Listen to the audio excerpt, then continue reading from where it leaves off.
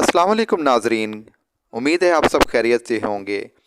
A1 पकवान channel की तरफ से आज हम आपके लिए लाए हैं एक मालूमाती डॉक्यूमेंट्री फ़िल्म जिसमें गुले बादियान यानी कि बादियान का फूल, जिसे हम सितारा सौंफ के नाम से भी जानते हैं, और ये एक किस्म का मसाला है जिसे हम अपने खानों को खुश ज़ायका बनाने के लिए इस्तेमाल करते हैं। तो नाजरीन, इसके बारे में मज़ीद जानने के लिए वीडियो को मुकम्मल देखें।